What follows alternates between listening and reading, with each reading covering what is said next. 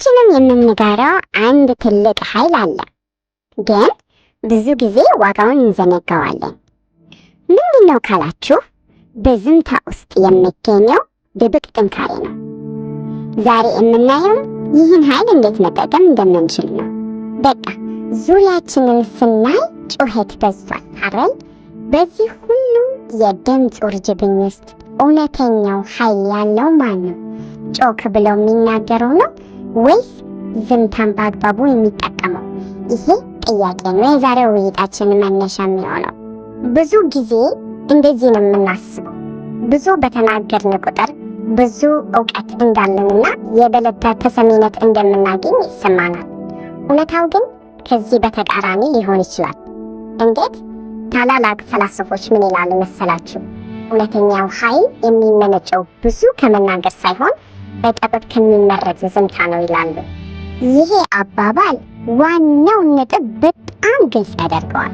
አስቡት እስቲ፣ ዝምታን እንደ ድክመት ማየት ትተን በንቃት እንደምንጠቀመው ጥበብ ብንመለከተው ሁሉም ነገር ይለወጣል።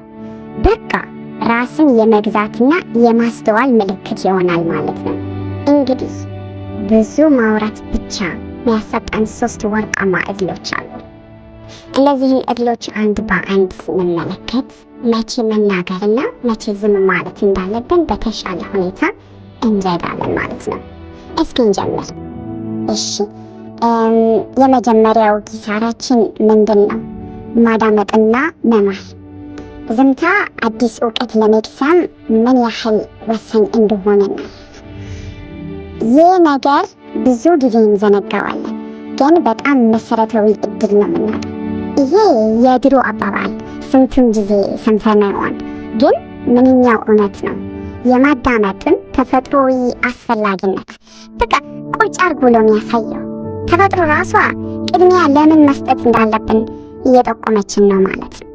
ልዩነቱ በጣም ግልጽና ቀላል ነው።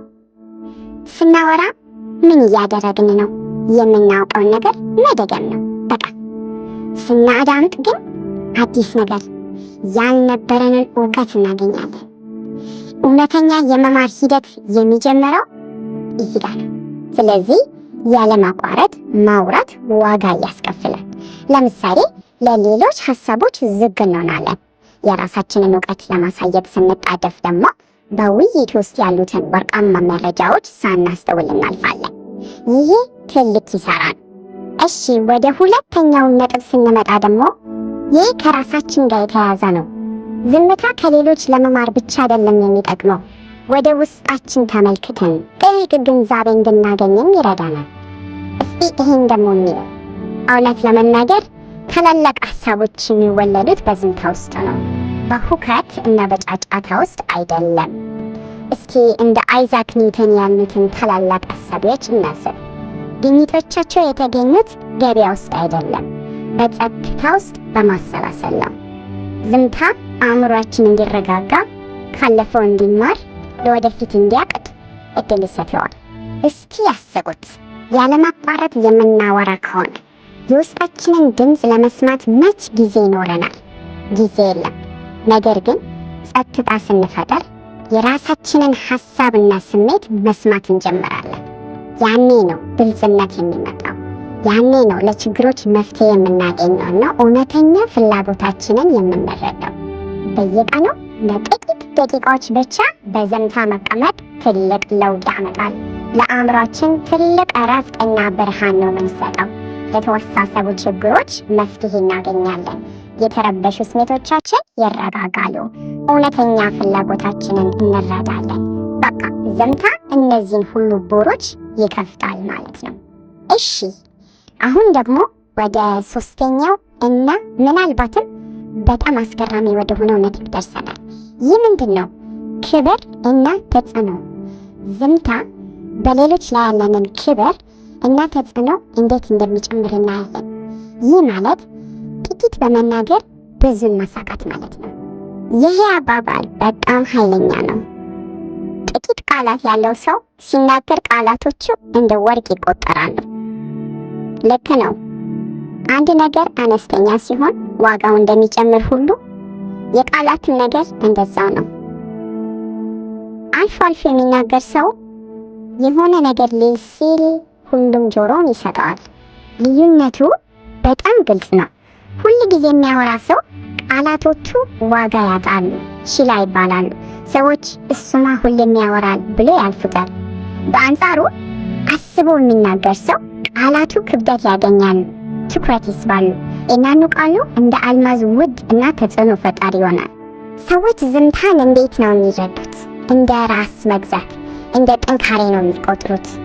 ሌላው ደግሞ ዝምታ አንድ አይነት ምስጢራዊ ሆና ኦራ ይፈጥራል። ሰዎች እኚህ ሰው ምን እያሰቡ ይሆን ብሎ ለማወቅ ይጓጓሉ እና ይህ በራሱ ክብርና ተሰሚነትን ይጨምራል። እና ይሄ ለሁላችን የሚሆን ትልቅ ማስታወሻ ነው። ቃላትን እንደ በረከት እንጂ እንደ ዝናብ መበተን የለብንም። በቃ ትኩረታችን በብዛት ላይ ሳይሆን በጥራት ላይ ሲሆን የንግግራችን ተጽዕኖ እጅግ የላቀ ይሆናል። እንግዲህ እስካሁን ካየናቸው ነጥቦች በመነሳት ወደ ማጠቃለያው ስንደርስ አንድ ወርቃማ ጥያቄ አለ። ስለዚህ ለማጠቃለል ሶስቱን የዝምታ ኃይሎችን እናስታውስ። የመጀመሪያው የመማር ኃይል ነው፣ በትክክል በማዳመጥ የምናገኘው። ሁለተኛው የማሰብ ኃይል፣ ይህ ደግሞ ውስጣዊ ግልጽነትን በማግኘት ነው። ሶስተኛውና የመጨረሻው ተጽዕኖ የመፍጠር ኃይል፣ ቃላትን ዋጋ እንዲኖራቸው በማድረግ የምናገኘው ነው። እና በሚቀጥለው ጊዜ ለመናገር ከመነሳታችን በፊት እስቲ ቆም ብለን ራሳችንን ይህንን ወሳኝ ጥያቄ እንጠይቅ። አሁን ይህ የምናገረው ቃል ከዝምታዬ ይሻላል? መልሱ አይደለም ከሆነ ትልቁ ጥበብ ዝምታን መምረጥ ሊሆን ይችላል።